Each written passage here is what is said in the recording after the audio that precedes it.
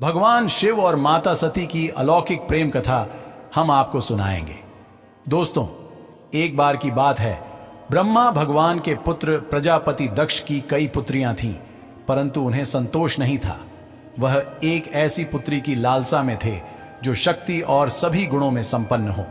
वो देवी स्वरूपा जैसी पुत्री की इच्छा रखते थे और ऐसी पुत्री की कामना में उन्होंने माता आद्या की तपस्या करना शुरू कर दिया था। उनको तपस्या करते कई साल बीत गए तो उनकी तपस्या से प्रसन्न होकर माता प्रकट हुई और बोली कि तुम्हारा तपस्या करना सफल हुआ, मांगो तुम क्या मांगना चाहते हो। तब प्रजापति दक्ष ने कहा, माता हमें तुम्हारी जैसी गुणवान पुत्री की लालसा है। फिर माता ने उनको वरदान दिया कि मैं स्वयं तुम्हारी पुत्री के रूप में तुम्हारे घर में जन्म लूंगी। दोस्तों, फिर एक दिन समय आने पर सती के रूप में माता भगवती ने दक्ष के घर में जन्म ले लिया और जैसा कि दक्ष की इच्छा थी उससे कहीं अधिक उनकी यह पुत्री थी। सभी कन्याओं में सर्वाधिक शक्तिशाली और सभी गुणों में संपन्न थी और नीति अलौकिक। और फिर धीरे धीरे दक्ष की पुत्री सती बड़ी होती चली गई। और दोस्तों, जब सती विवाह योग्य हो गई तब राजा दक्ष को उनके योग्य वर की चिंता सताने लगी। जैसे कि दोस्तों, हर पिता और माता को अपने बेटी की चिंता सताती है, वैसे उनको भी चिंता होने लगी। फिर उन्होंने ब्रह्मा जी से इस विषय पर बात करना उचित समझा। जब वह ब्रह्मा जी से बात करने के लिए गए तो बोले, ब्रह्मदेव, अब हमारी पुत्री विवाह योग्य हो गई है, पर मुझे समझ नहीं आ रहा है कि मैं इसके लिए विवाह योग्य वर कहां से लाऊं। तब ब्रह्मा जी बोले, दक्ष, इसकी चिंता मत करो। तब ब्रह्मा जी ने कहा, सती देवी आद्या का अवतार है और उसके योग्य केवल एक ही वर है इस संपूर्ण संसार में, और वो हैं शिव। क्योंकि यदि सती आरंभ है तो वे अंत है, सती शक्ति का पुंज है तो वे शक्ति पुंज के धारक हैं। ब्रह्मा जी की बात मानकर दक्ष ने भगवान शिव से सती का विवाह कर दिया और माता सती भी भगवान शिव के साथ कैलाश पर्वत में रहने लगे। एक बार राजा दक्ष ने देव सभा का आयोजन किया था जिसमें सभी देवताओं ने भाग लिया। सभा में भगवान शिव जी भी आए थे। सभा मंडल में जब सबसे अंत में दक्ष का आगमन हुआ तो उनके आते ही सारे देव उनके सम्मान के लिए हाथ जोड़कर खड़े हो गए, किंतु भगवान शिव जी बैठे रहे क्योंकि उन्हें औपचारिकता करने का कोई मोह नहीं था। जब दक्ष ने भगवान शिव को बैठे देखा तो उन्हें अपना अपमान अनुभव हुआ। उनके भीतर क्रोध की ज्वाला लग गई और वे भगवान शिव को अपमानित करने का अवसर देखने लगे। फिर दोस्तों, एक बार माता सती कैलाश पर्वत पर बैठी थी। तभी उन्होंने देखा कि उस दिन अनेक देवता अपनी पत्नियों के साथ किसी स्थान पर जाने का आगमन कर रहे थे। तब माता सती ने कौतूहलवश शिव से पूछा कि आज सभी देवगण कहां जा रहे हैं। भगवान शिव ने उत्तर दिया कि सभी देवी देवता आपके पिता द्वारा आयोजित महायज्ञ में सम्मिलित होने जा रहे हैं।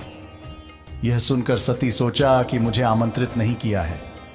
फिर माता सती अपने मन में सोचने लगी कि क्या मुझसे कोई भूल हो गई है या मुझसे कोई गलती हो गई है जो मेरे पिताजी मुझे आमंत्रित नहीं किया है। फिर उन्हें लगा कि शायद उनके पिता उन्हें निमंत्रण देना भूल गए हैं, इसलिए उन्होंने भगवान शिव को बोला कि उन्हें यज्ञ में जाना चाहिए। किंतु भगवान शिव ने बिना निमंत्रण जाने से माता सती को सीधा इनकार कर दिया। परंतु दोस्तों, माता सती अपने आप को रोक ना पाई। अपनी बहनों और माता से भेंट करने की इच्छा से वह यज्ञ में जाने का हठ करने लगी। तब भगवान शिव ने उनके हठ के आगे हार मान ली और उन्हें जाने की अनुमति दे दी और साथ में अपने गणों को भी उनकी रक्षा हेतु भेज दिया। जब सती अपने पिता के घर पहुंची तो देखा वहां पर उनकी सभी बहिनें उपस्थित हैं, पर किसी ने उनसे बात नहीं की। केवल उनकी मां ने ही उनका स्वागत किया। दुखी मन से वह यज्ञ वेदी के पास गई और उन्होंने देखा कि वहां पर सभी देवों के स्थान रखे हैं, किंतु भगवान शिव का स्थान नहीं है। वह अपने पिता के पास गई और उनसे पूछा कि पिताश्री, यज्ञ में कैलाशपति का स्थान नहीं दिख रहा है, जबकि बाकी सभी देवताओं का स्थान उपस्थित है। यह सुनकर उनके पिता क्रोध और अहंकार से बोले, यहां उसका स्थान क्यों होगा? यह यज्ञ देवताओं के लिए आयोजित किया गया है। वह नग्न रहने वाला, दरिद्र और भूतों का स्वामी है। वह देवताओं के साथ बैठने योग्य ही नहीं है, तो इसलिए उनका भाग्य नहीं है। तब माता सती क्रोधित हुई। अपने पति भगवान शिव के विषय में ऐसी बातें सुनकर माता सती क्रोध और पश्चात से अग्निकुंड में जल उठी।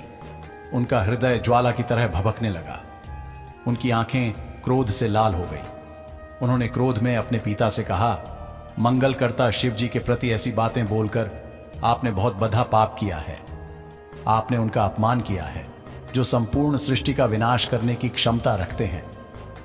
फिर माता सती बोली, मैं अपने पति का अपमान सुनकर जीवित नहीं रह सकती और न ही कोई ऐसा यज्ञ पूर्ण होने दे सकती हूं जिसमें उनका स्थान ना हो। यह कहकर सती यज्ञ कुंड में कूद गई। फिर दोस्तों, जलते हुए अग्निकुंड में सती का शरीर जलने लगा। ऐसा भयानक दृश्य देखकर सभी देवता भयभीत हो गए। सती के साथ गए गण भी क्रोध से भर गए और यज्ञ का विनाश करने लगे। सभी देवता और ऋषि मुनि प्राण बचाकर भागने लगे। सभी भगवान शिव के क्रोध का विचार कर कांपने लगे। शिव ने अपनी अंतर्दृष्टि से सब कुछ देख लिया और वे क्रोध से तांडव करने लगे। उन्होंने तांडव करते हुए अपनी जटाएं शिला में जोर से मारी और इससे वीरभद्र की उत्पत्ति हुई। वीरभद्र ने यज्ञ मंडप पर जाकर दक्ष का गला काट दिया और संपूर्ण यज्ञ का विध्वंस कर दिया। इसके बाद भगवान शिव वहां पर पहुंचे और सती के जले हुए शरीर को देखकर वे सब कुछ भूल गए। उन्होंने सती के शरीर को अग्नि से निकाला और अपने कंधे पर रखकर विलाप करने लगे। और यहां वहां माता सती के शरीर को कंधे पर रखकर भगवान शिव भटकने लगे। उनके दुख की कोई सीमा न थी। सभी देवों यह देखकर आश्चर्य, जिसे कामदेव नहीं जीत पाए और जो किसी भी परिस्थिति में स्थिर रहते थे, वे भगवान शिव आज सती के लिए इतने व्याकुल हो रहे हैं। जो सारी सृष्टि को अपनी दृष्टि से भस्म करने की क्षमता रखते हैं, वे आज सती के प्रेम में सब कुछ भूल गए थे। तब भगवान शिव के रुदन से पृथ्वी ठहर गई। सारे देवता स्थिर होकर भगवान शिव को देखने लगे। किसी को हिम्मत नहीं थी कि वे भगवान शिव के सामने जा सके। ऐसे समय में सृष्टि के पालक विष्णु भगवान आगे आए और उन्होंने अपने चक्र से सती के 51 अंग को काटना शुरू कर दिया। इस प्रकार सती के 51 अंग भूमि में गिरते गए और वहां पर 51 शक्तिशाली शक्तिपीठ उत्पन्न हुई। तब भगवान शिव शांत हुए और स्थिर हो गए। पृथ्वी भी सुचारू रूप से चलने लगी। भगवान शिव के शांत होते ही सभी देवता उनकी स्तुति करने लगे और उनसे दक्ष को जीवित करने की प्रार्थना करने लगे। दक्ष का सर यज्ञ में गिरने के कारण वह जल चुका था। तब भगवान शिव ने दक्ष के शीश के स्थान पर एक बकरे का शीश लगाकर दक्ष को जीवित कर दिया था। दोस्तों, आशा करता हूं कि हमारा वीडियो आप लोगों को अच्छा लगा होगा। अगर वीडियो हमारा आप लोगों को अच्छा लगा हो तो वीडियो को मेरे लाइक करके, चैनल को मेरे सब्सक्राइब करके बेल आइकन ऑल पर प्रेस कर दीजिए, जिससे हमारा वीडियो आप लोगों को सबसे पहले मिले। और दोस्तों, कमेंट बॉक्स में हर हर महादेव अवश्य लिखिए और अपने दोस्तों और रिश्तेदारों में वीडियो शेयर अवश्य करना, जिससे सभी को जानकारी प्राप्त हो सके। दोस्तों, हमारा पूरा वीडियो देखने के लिए आप लोगों का धन्यवाद। फिर मिलेंगे किसी न्यू वीडियो में नई जानकारी के साथ।